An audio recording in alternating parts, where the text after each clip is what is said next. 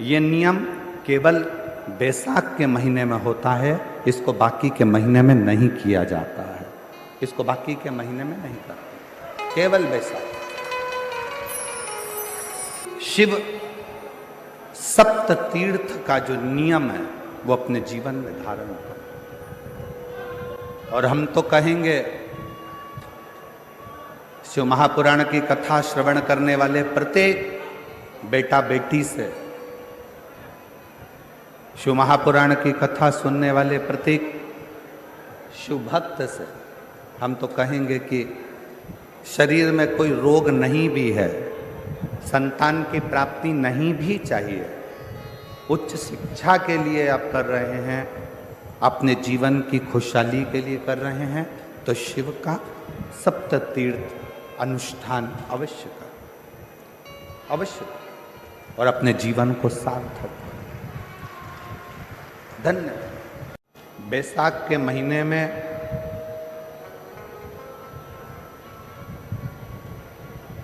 शिव सप्त तीर्थ का बड़ा महत्व है।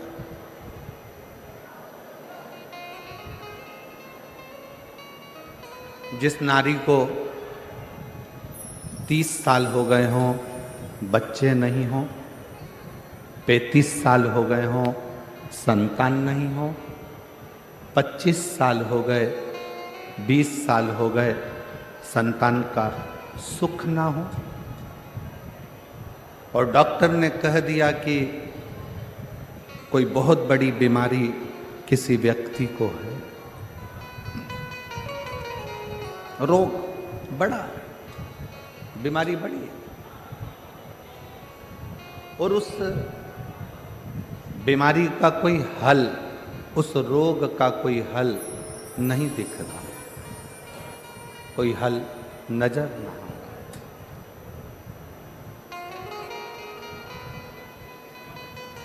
कोई हल दिख ना रहा। तो बैसाख महीने में शिव सप्त तीर्थ का एक अनुष्ठान अपने जीवन में जरूर करें।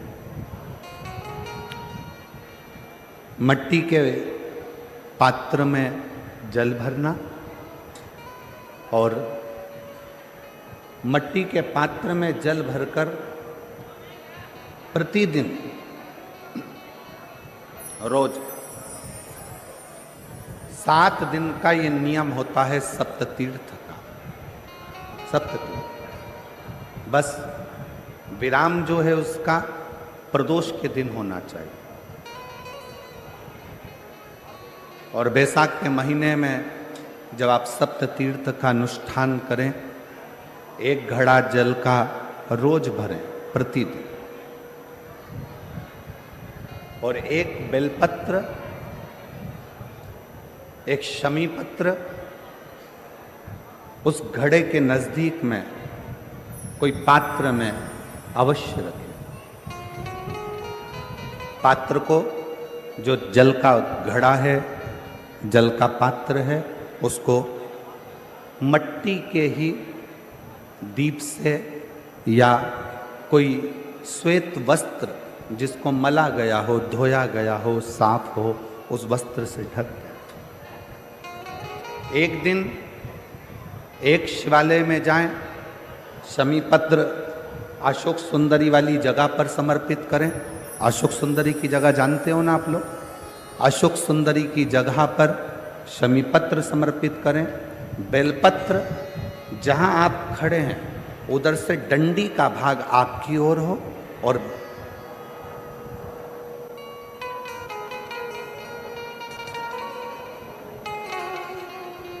जहां आप खड़े हैं वहां डंडी का भाग आपकी ओर हो, और बेलपत्र शिव जी को समर्पित करा जाए। फिर जो मट्टी के पात्र में जल है वो भगवान शंकर को अपनी कामना कर कर शिव जी को समर्पित कर दो। संतान के लिए कर रहे हो तो वहीं से जल को एक कटोरी में, एक पात्र में झेल लीजिए। उस जल का आधा भाग नंदी के पास बैठकर आप ग्रहण कर लो, आधा भाग अपने पति को देना प्रारंभ कर दो। कोई रोग के लिए कर रहे हो, किसी बीमारी के लिए कर रहे हो, तो वो जल आप अपने घर की देहली में प्रवेश करने के पहले अपने मुख में उसको ग्रहण कर लो। एक दिन में एक शिवालय, दूसरे दिन दूसरा शिवालय, तीसरे दिन तीसरा शिवालय। अगर अपने नगर में, अपने गांव में, अपने क्षेत्र में 7 शंकर के मंदिर नहीं हो, यदि अपने गांव में, अपने नगर में, अपने क्षेत्र में 7 शंकर के शिवालय नहीं हो, तो मिट्टी का शिवलिंग बनाकर उस पे चढ़ाओ। पर रोज एक शिवालय अलग होना चाहिए। प्रदोष के दिन जब आप इस सप्त तीर्थ का विराम करेंगे, उस समय पर जल, जब प्रदोष काल आए, प्रदोष काल का जब समय हो जल चढ़ाओ सुबेरे। पर प्रदोष काल का जब समय हो, उस जल का पान उस प्रदोष काल में कर लेना। प्रदोष को, जो प्रदोष काल में उस जल को शंकर का पंचाक्षर मंत्र नमः शिवाय, षडाक्षर मंत्र ओम नमः शिवाय या श्री शिवाय नमस्तुभ्यम बोलकर प्रदोष काल में उस जल का पान करें। बाबा को प्रार्थना करें, शिव से विनय करें। ये नियम केवल बैसाख के महीने में होता है, इसको बाकी के महीने में नहीं किया जाता है। इसको बाकी के महीने में नहीं करते, केवल बैसाख।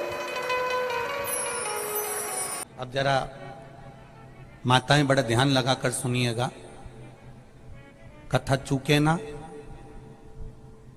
आपको 10 जगह जाकर सिर नवाने की जरूरत ना पड़े, एक महादेव के चरणों से ही आपका आनंद सुख प्राप्त हो जाए। एक मट्टी का पात्र, और मट्टी का अगर कोई कलश है छोटा सा, उस कलश के ऊपर तांबे का कलश,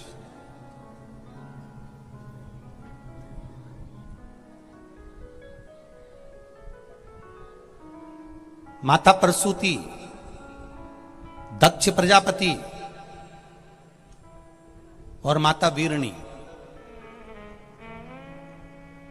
इन तीनों का स्मरण कर कर, जो बड़ के पेड़ के नीचे जो शिवलिंग हो, बड़ के पेड़ के नीचे जो शिवलिंग विराजमान हो, चाहे वो ओटले पर हो, चाहे वो पत्थर का हो, चाहे वो सीमेंट का हो, चाहे वो कंकर का हो, चाहे वो मार्बल का हो, चाहे वो जिस भी चीज का हो, बड़ के पेड़ के नीचे जो शिवलिंग हो, उसमें सीधे जब आप कलश लेकर जाएंगे तो मिट्टी का पात्र, उसके ऊपर तांबे का पात्र भरा हुआ, दोनों को एक साथ पकड़ कर ले जाएंगे। पर जब आप शिवलिंग पर दक्ष प्रजापति, प्रसूति और वीरणी, इन तीनों का नाम लेकर सीधे हाथ में मट्टी का पात्र, उल्टे हाथ में तांबे का पात्र लेकर धीरे धीरे शिवलिंग पर जल समर्पित करेंगे, और उस जल का पान उसी बट वृक्ष के नीचे दोनों पति पत्नी अगर पान कर लेते हैं और संतान की कामना कर लेते हैं, तो भी मेरा महादेव संतान प्रदान करता ही करता। पर ये जो क्रम किया जाता है, ये केवल बैसाख के महीने में ही किया जाता है। इसके सिवाय इसको आप अन्य महीनों में नहीं कर सकते, केवल एक बैसाख में। और हम तो कहेंगे बैसाख महीने की जब शिवरात्रि आए, या बैसाख महीने में अष्टमी तिथि आ जाए, या बैसाख महीने में सोमवार का दिन पड़ी जाए, तो प्रयास करना कि आप संतति के लिए, संतान के लिए आप ये प्रयोग कर सकें।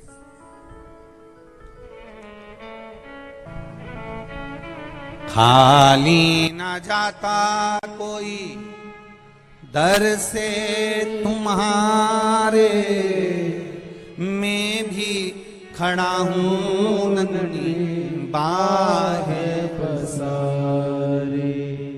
बाबा आपके चरणारविंद का रस तत्व हमें प्राप्त। प्रसूति शिव महापुराण की कथा जितनी भी माताएं सुन रही हैं, जिनके घर में 30-30 साल तक औलाद भी नहीं हुई हो, 15 साल, 18 साल, 10 साल, 20 साल, अगर संतान का सुख भी नहीं है, तो वे विश्वास करता है जिसने 7 दिन की प्रसूति शिव महापुराण की कथा 7 दिन की अगर पूरी भले मोबाइल पर सुने, चाहे टीवी पर सुने, चाहे पंडाल में सुने, कामना कर कर झोली पसार कर अगर दिल से सुनेगी तो ये झोली भले 30 साल क्यों ना हो गए हो तो भी वो भरेगा जरूर, ये निश्चित है। बैसाख के महीने में पार्थिव शिवलिंग के निर्माण का, और उसमें एक बात कही गई कि जब संसार का मनुष्य मृत्यु लोक में रहने वाला मानव, मृत्यु लोक में रहने वाला मनुष्य मिट्टी के शिवलिंग का निर्माण करता है, पार्थिव शिवलिंग का निर्माण करता है, और जिस घर में पार्थिव शिवलिंग का निर्माण होकर उसकी पूजन होती है, घर का सदस्य उस पर अगर एक बूंद जल समर्पित कर देता है तो जितने घर के सदस्य होते हैं उस पार्थिव शिवलिंग के निर्माण को करने वाले होते हैं, पूजन करने वाले होते हैं, उनको 6 महीने तक किसी बड़ी बाधाओं को झेलना नहीं पड़ता, वो दुख अपने आप कट जाएगा। बैसाख का महीना चल रहा है, शंकर के शिवालय में जाओ, शिव के शिवालय में 3 स्थानों का स्पर्श अवश्य जरूर।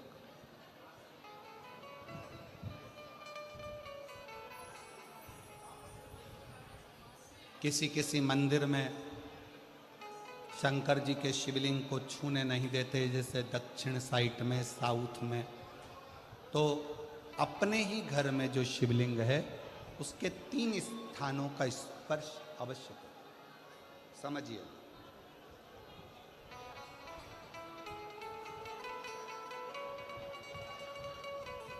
पहला शंकर भगवान के जहां से जल बहता है उस स्थान में, ये जलाधारी है, जल बहता है, ये शिवलिंग है, यहाँ से जो पानी नीचे की ओर जाता है उस स्थान का स्पर्श अवश्य करें। दूसरा,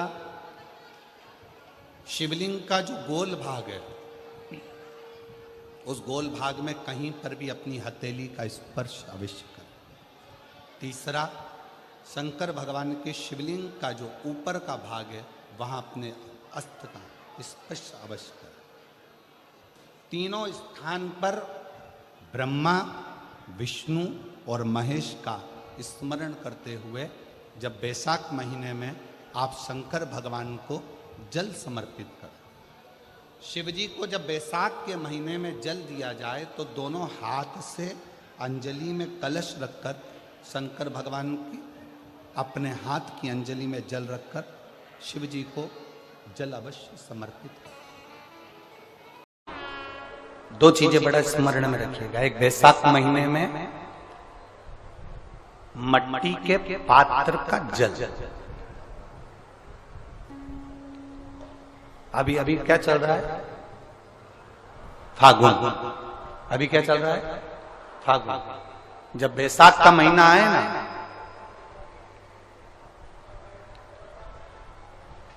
जितने यहां बैठे और जितने आस्था चैनल पर सुन रहे और जितने फेसबुक यूट्यूब पर कथा श्रवण कर रहे, जितने मोबाइलों पर देख रहे हैं, प्रयास करना, बैसाख के महीने में मिट्टी के पात्र में जो रात्रि भर जल रखा हो, मिट्टी के पात्र में अगर आपके पास में घड़ा हो, हंडा हो, नी हो, तो दिया हो, दीपक हो, कुल्लड़ हो, कोई भी तुम्हारे पास में जो मिट्टी का पात्र उसमें जल भरना, वो जल बैसाख के महीने की किसी भी सोमवार के दिन, किसी भी सोमवार के दिन, बैसाख महीने या किसी प्रदोष के दिन या बैसाख महीने के शिवरात्रि के दिन, वो मिट्टी के पात्र का जल अपने घर के प्रत्येक व्यक्ति का स्पर्श कराकर उस मिट्टी के पात्र के जल को तांबे के पात्र में डाल लीजिए और घर के प्रत्येक व्यक्ति का स्पर्श करा लीजिए और शंकर भगवान पर कुंदकेश्वर महादेव के नाम से समर्पित करिए।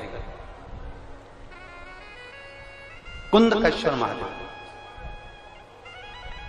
कभी जीवन में पीछे पलट कर देखने की जरूरत नहीं पड़ेगी, आप उन्नति की सीढ़ी की ओर बढ़ते चले जाओ। बैसाख महीने में कभी एक विचार करिएगा कि नरसिंह अवतार बैसाख के महीने में हुआ, कुर्मा अवतार बैसाख के महीने में हुआ, हयग्रीव अवतार बैसाख के महीने में हुआ, परशुराम अवतार बैसाख के महीने में हुआ, माता जानकी का अवतार बैसाख के महीने में हुआ, आखिर इस बैसाख के महीने में, माधव महीने में इतनी महत्वता क्यों?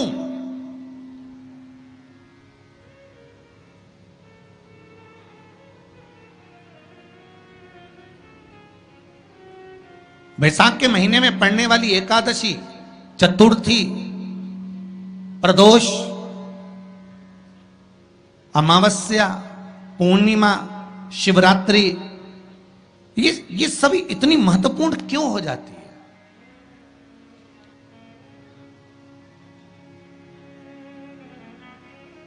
इसकी महत्वता इतनी प्रबल क्यों हो जाती है? किस लिए? क्योंकि बैसाख का जो महीना पड़ता है, सूर्य की संपूर्ण तपन, सूर्य देव अपने पूर्ण तेज के साथ में, पूर्ण तेज के साथ में मृत्यु लोक के निवासियों पर, चाहे जलचर हो, थलचर हो, वायुचर हो, चाहे जो जीव हैं, उस पर जब किरण फेंकते हैं तो संसार का जो मनुष्य है उस पर जब ताप पड़ता है तो ताप पड़ने के कारण उसके मुख से भगवान का नाम निकल ही जाता है, स्मरण नाम निकल ही जाता है। जब उसके मुख से भगवान का नाम निकलता है तो वो भगवान की शरणागति खुद ग्रहण कर लेता है स्वयं।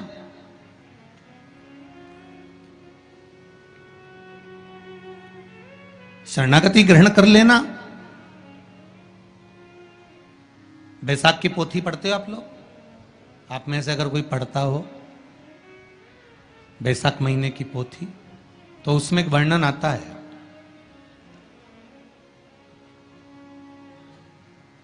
गीता प्रेस गोरखपुर के कल्याण अंक में भी आप ये पावन बैसाख चरित्र श्रवण कर सकते हैं। उसमें बैसाख महीने की पोथी में 10वें दिवस की कथा में 10वें अध्याय में एक व्याध और शंख मुनि का चरित्र आता है।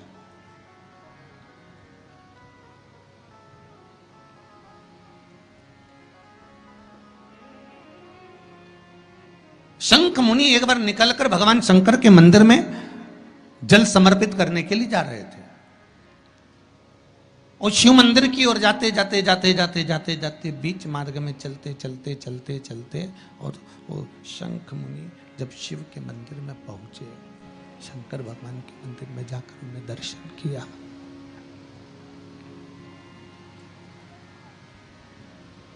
जल का पात्र उठाया और वो जल का पात्र उठाकर जब भगवान शिव को समर्पित कर रहे थे तो उसी समय जल का पात्र उठाकर जब शंकर भगवान को समर्पित करा गया और शंख मुनि निकलकर जब बाहर आ रहे थे, आते आते शंख मुनि के मन में एक भाव उत्पन्न हो गया कि जब हम भगवान शिव को कुछ वस्तु समर्पित करते हैं तो उसका फल, उसका पुण्य फल हमें कितने समय में प्राप्त होता है। ये शंख मुनि के मन में एक विचार जागृत हो गया, शंख मुनि के मन में एक भाव जागृत हो गया।